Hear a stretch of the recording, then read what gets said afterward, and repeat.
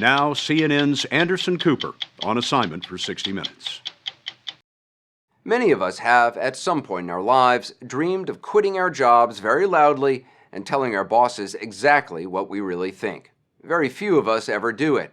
But 7 months ago, a vice president at the legendary investment bank Goldman Sachs did just that, resigning in an article on the op-ed page of the New York Times. The article caused a sensation, not just because its author, Greg Smith, was saying 3.5 years after the financial crisis that the bank was headed on the wrong ethical course, but also because it's so unusual to learn anything at all about the inner workings of Goldman Sachs. When people leave Goldman, they tend to do it quietly. Though the firm's gold-plated reputation took a big hit after the 2008 financial crisis, it's still regarded as the smartest, most profitable, and politically well-connected firm on Wall Street and the toughest place to get a job.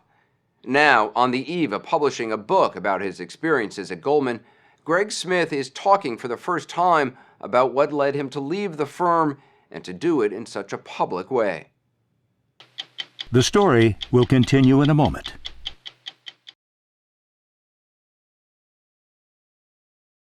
I literally wanted to hit the board of directors over the head and say, listen, I was proud of Goldman Sachs. I worked here for a long time. So an op-ed resignation, you hoped it would be a wake-up call? I really did, because there are a lot of people who acknowledge these things internally, but no one is willing to say it publicly. And my view is the only way you force people to change the system is by saying something publicly.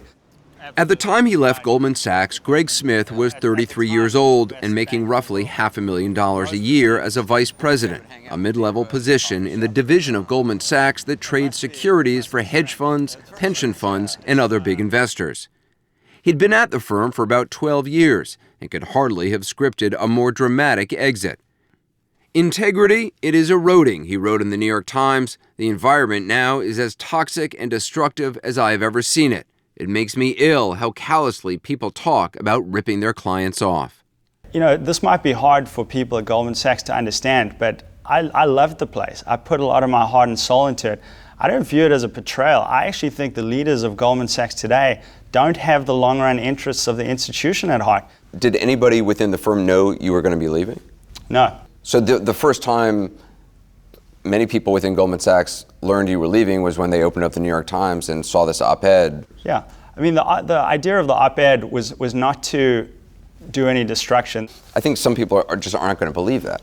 To not give notice to a company you worked for 12 years and in the most public way possible on the page of the New York Times to say that they're going against all the values that they once held, how can that not be seen as a betrayal? Well, it's true. I mean, I think the company is going against the values it once held. Join a culture of excellence. With a reputation for integrity. Goldman Sachs. For years, Greg Smith was one of the company's true believers. He was selected to appear in this 2006 recruiting video in which he talked about the business principles Goldman teaches to every new employee. One of the principles I really like is about reputation, how important our reputation is. And that really comes to integrity, how important integrity is within the firm. Born and raised in South Africa, Smith was an economics major at Stanford University when Goldman recruited him as a summer intern in 2000 and hired him the following year. Smith rose through the ranks at a time when Goldman's revenues from trading increased 5-fold in 5 years. It was the result of a boom in complex financial products and a loosening of financial regulations that enabled Goldman and other banks to vastly increase profits by doing transactions for their clients while trading with their own money as well. Goldman Sachs and other firms on Wall Street started learning how to use the information they were getting from their clients in order to bet with their own money, at times betting against their clients. You know, that's a real change mentality from how do we do what our client wants to do, not how do we take advantage of what the client's doing to make money for ourselves. Smith's job was to sell derivatives, not the complicated bets that nearly blew up the financial system in the collapse of 2008, but more straightforward, openly traded products like options to buy stock or commodities. The problem, he says, is that inside Goldman's offices, the promotions and big money went to people who sold complex products with unseen risks and hidden fees.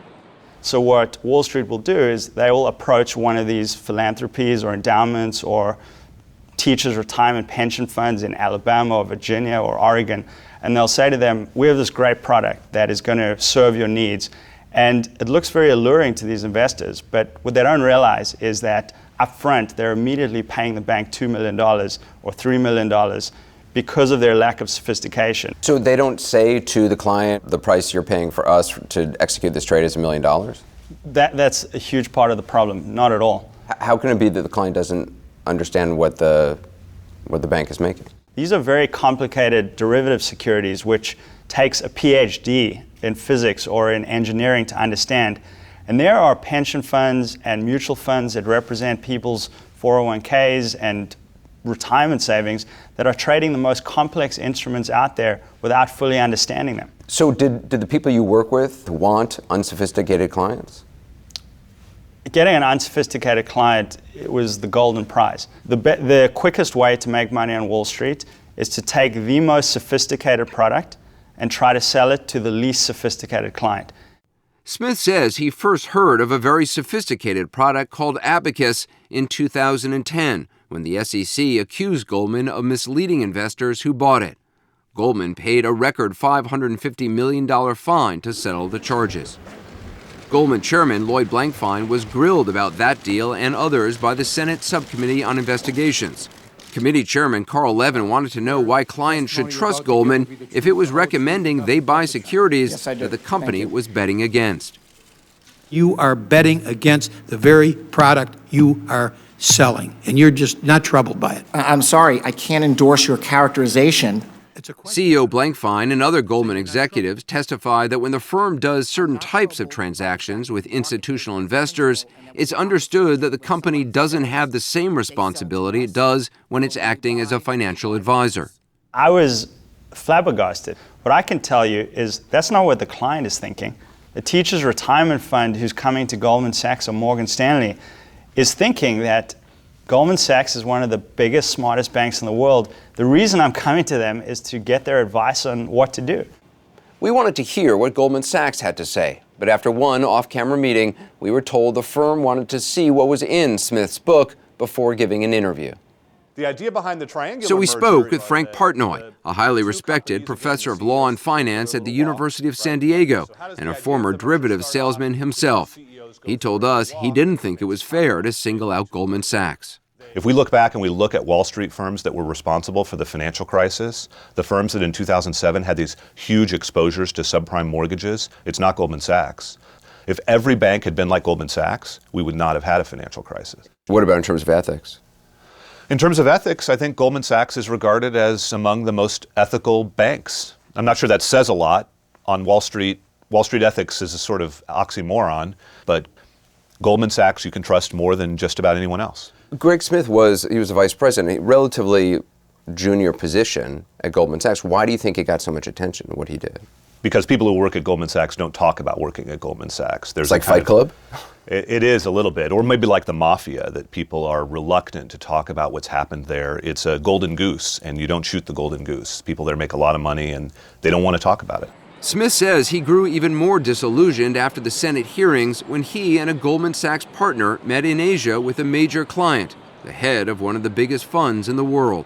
And he looks me and a partner in the eye and says, let me be honest with you guys, we don't trust you at all. But don't worry, there's nothing to worry about. We're going to keep doing business with you because you're the biggest bank, you're the smartest, and factually we have to do business with you. Now, my jaw almost dropped because hearing from one of your biggest clients that they don't trust you when your whole mantra and reputation is built on trust, to me it was the worst possible thing you can hear. And then I leave the meeting and the partner from Goldman Sachs who I was with is jubilant. This is great news. The client is going to keep doing business with us because they have to. In 2011, Smith moved to Goldman's London office. The very month, the company announced a wide-ranging effort to improve its business practices. Smith saw little change.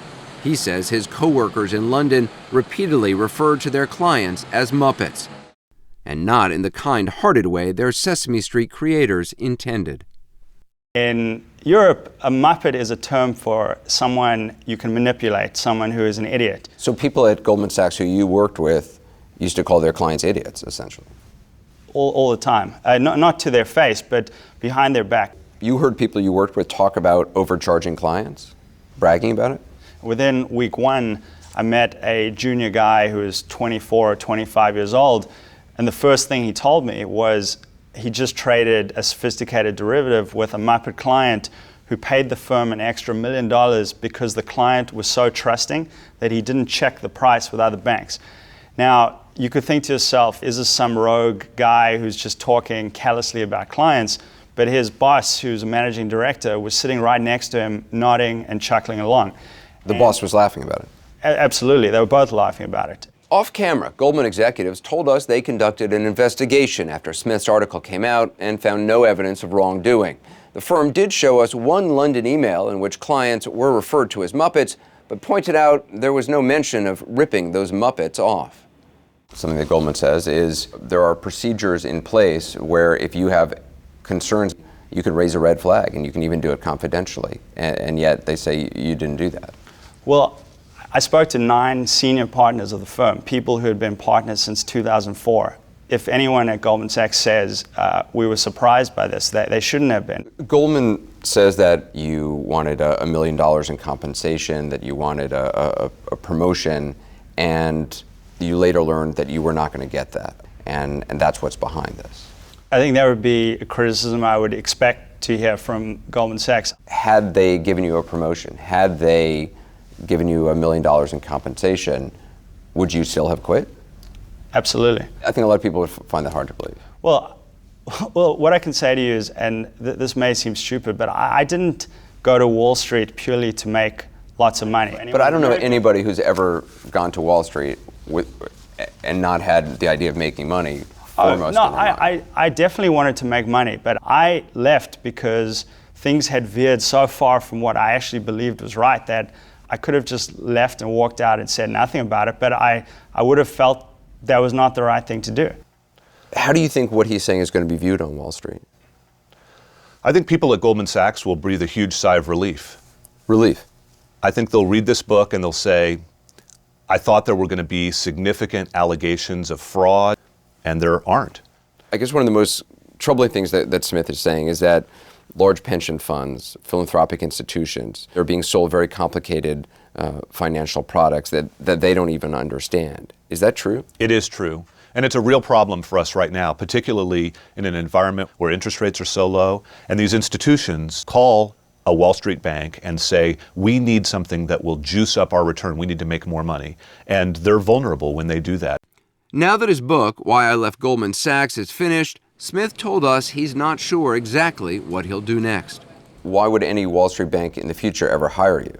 I was not doing this in order to get hired at another Wall Street bank. I really thought this through and thought it would be a constructive thing to do. And while Wall Street doesn't like to be criticized, I think the criticism is warranted.